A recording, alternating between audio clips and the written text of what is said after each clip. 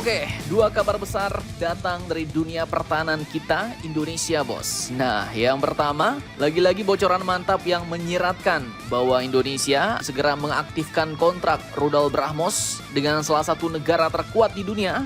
Negaranya Inspektur Ladusing, Kajol, dan Karib Kumar, yaitu India. Nah, lantas rudal BrahMos varian apakah itu? Berapa nilai kontraknya? Apa saja yang didapatkan Indonesia? Apakah mendapatkan TOT? Setelah ini kita kupas.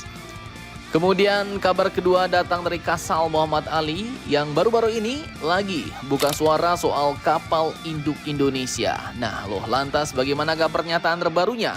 Penasaran beritanya? Cus, mari kita kupas berita lengkapnya satu per satu, bosku.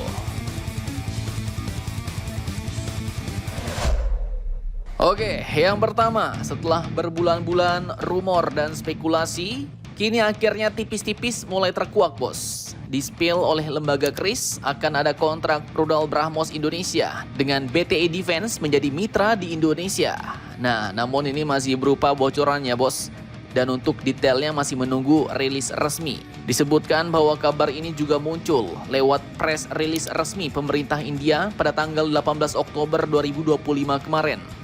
Yang dirilis oleh Kementerian Pertahanan India. Dalam acara itu, Menhan India yaitu Rajnath Singh bersama CM Uttar Pradesh Yogi Adityanath melepas batch pertama rudal BrahMos yang dibuat di fasilitas terbarunya di Lucknow.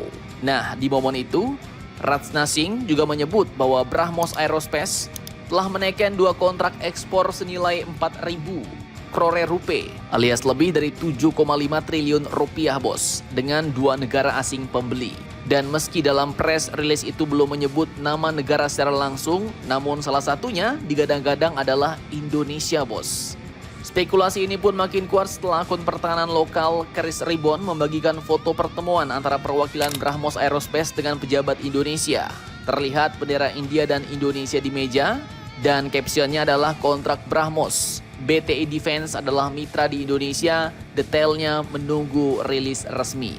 Nah, kemudian selain itu, pada tanggal 24 Januari 2025 lalu, situs Indian Defense Research Wing atau IDRW juga pernah memuat laporan besar berjudul Kesepakatan BrahMos senilai 450 juta US dollar antara India dan Indonesia akan disertai transfer teknologi untuk produksi lokal. Nah, dalam laporan itu disebutkan bahwa Kementerian Pertahanan Indonesia telah mengirim surat resmi ke Kedutaan Besar India di Jakarta, bos.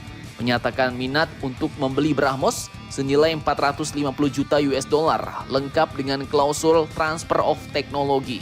Dan kalau ini benar, maka langkah Indonesia ini adalah tonggak bersejarah karena selain jadi pembeli kedua setelah Filipina, Indonesia juga akan jadi negara pertama di dunia yang menerima alih teknologi dari sistem rudal BrahMos. Nah, lantas varian BrahMos apa nih yang kira-kira mau diborong, bos? Simak videonya sampai habis. Nah, sekarang kita bahas rudal macam apa sih yang bakal dibeli Indonesia ini. Jadi walaupun tidak disebutkan jenisnya, tapi yang paling menggigit nih, bos. Menurut beberapa laporan dari The Diplomat, Asia Times, dan Reuters, maka versi yang paling mungkin diakuisisi Indonesia adalah BrahMos Shore Based Coastal Defense System atau SBCDS alias sistem rudal anti kapal berbasis darat. Rudal BrahMos sebagai coastal defense ini pun jelas bukan kaleng-kaleng, bos. Jangkauannya sekitar 290 km dan tak bisa lebih memang. Soalnya versi ekspor memang dibatasi karena aturan Missile Technology Control Regime atau MTCR. Kecepatannya bisa tembus Mach 2,8 sampai Mach 3 atau hampir 3 kali kecepatan suara. Dan sistemnya fire and forget, artinya begitu diluncurkan, rudal akan mengejar target sendiri dengan akurasi maut. Rudal ini biasanya dipasang di truk peluncur besar atau Mobile Autonomous Launcher, dilengkapi radar pantai dan command center. Cocok banget buat memperkuat pertahanan pesisir strategis Indonesia, mulai dari Natuna, Selat Malaka hingga Laut Sulawesi. Kemudian dulu juga memang sempat ada kabar Indonesia mau mengintegrasikan rudal BrahMos dengan jet-jet tempur Sukhoi-nya, bos. Tapi itu mungkin masih sebatas rencana dan harus pakai rudal BrahMos NG, bos. Nah, kalau yang ini admin belum tahu. Tapi kemungkinan besar adalah rudal BrahMos versi Coastal Defense. Dan yang bikin perjanjian ini benar-benar spesial adalah info terkait klausul TOT bos, Transfer of Technology yang disebut dalam laporan IDRW.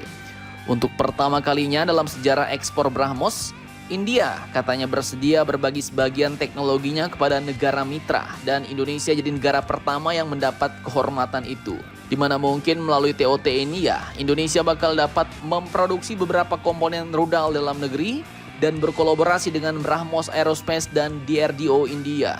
Langkah ini nggak cuma memperkuat kemampuan tempur bos, tapi juga membuka peluang besar bagi industri pertahanan Indonesia dari rantai pasok, tenaga ahli, hingga peluang ekspor bersama di masa depan. Mantap, mantap Jos, gandos bos.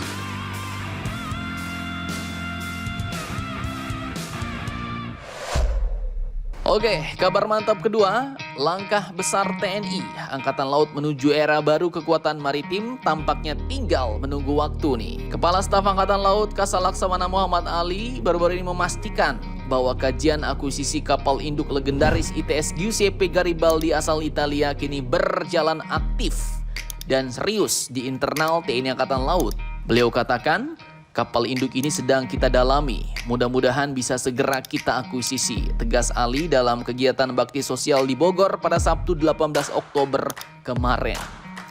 Ia juga menegaskan bahwa Garibaldi bukan hanya simbol kekuatan tempur bos, tapi juga aset strategis yang akan berperan ganda dari operasi militer penuh hingga misi kemanusiaan. Beliau katakan, dalam keadaan damai, kapal induk ini bisa kita gunakan untuk membantu masyarakat terutama di daerah pulau-pulau terpencil, terluar, terdepan.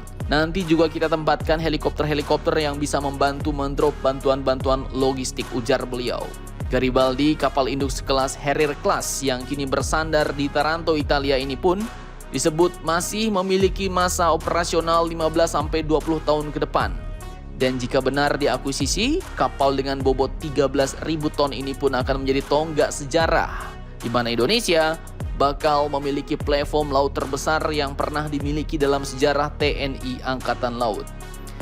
Menariknya, sejumlah analis menilai Garibaldi bisa dikonversi menjadi kapal induk ringan atau bahkan drone carrier, mengikuti jejak Turki dengan TCG Anadolu. Artinya kapal ini bukan sekedar simbol kebanggaan, melainkan langkah nyata menuju modernisasi armada laut berbasis teknologi masa depan. Dan bila terrealisasi, Indonesia bukan hanya menjaga kedaulatan di lautan, tapi juga menegaskan diri sebagai kekuatan maritim utama di kawasan Indo-Pasifik. Sebuah loncatan besar dari kapal frigate menuju kapal induk, dari negara maritim menuju kekuatan samudra sejati bos. Mantap, mantap Jos.